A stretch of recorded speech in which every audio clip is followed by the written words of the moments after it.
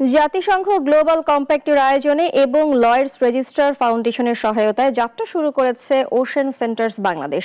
সমুদ্রের সঙ্গে জড়িত সব ধরনের নিরাপত্তা চ্যালেঞ্জ উন্নয়নে কাজ করবে প্রতিষ্ঠানটি।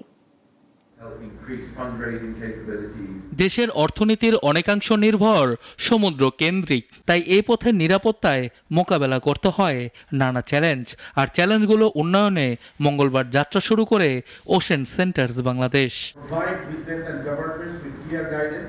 উদ্বোধনী অনুষ্ঠানে প্রধান অতিথির বক্তব্যে মৎস্য ও প্রাণী সম্পদ উপদেষ্টা শুধু চট্টগ্রাম নয়, দেশের সব জেলাতেই ফিশারিং এর উপর গুরুত্ব দেওয়ার কথা বলেন। Our ministry was having a meeting with our chief advisor about the fisheries, and he is really very interested in deep sea fishing, and he said that this is untapped area.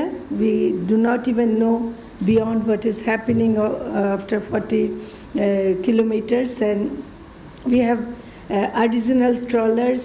Port shipping, fishery, aquaculture, offshore, renewable energy এবং finance investment সেক্টরগুলোর নিরাপত্তা চ্যালেঞ্জগুলো উন্নয়নে কাজ করবে ocean centres. The overall aim of the Ocean Centres is to improve the safety of all those people who work in the ocean economy, who face some unique challenges.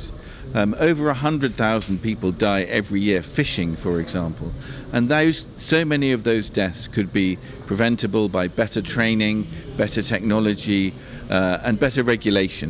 সমুদ্রের সঙ্গে দেশের প্রায় সব সেক্টরে জড়িত, তাই সরকার সহ বিভিন্ন খাতকে এগিয়ে আসার আহ্বান এই বিশেষজ্ঞের। যেটা আমাদের দরকার, সরকারের পার্টনারশিপ, আমাদের দরকার পার্টনারশিপ ডিফারেন্ট স্টেক হোল্ডার্সদের সাথে। ওশান নিয়ে কিন্তু প্রত্যেকটা সেক্টরই জড়িত, আর এইটার জন্য যেটা আমরা চাচ্ছি যে সবাই একত্রিত মিলে আমরা যেন একটা সাকসেসফুল স্টোরি বাংলাদেশকে আনতে পারি। বাংলাদেশ ছাড়াও এই উদ্যোগে গ্লোবাল সাউথের আরও 6টি দেশ যুক্ত হয়েছে: Brazil, Ghana, Kenya, Bharat, Indonesia এবং ফিলিপাইন। সানিয়া আহমেদ, নাগরিক, ঢাকা।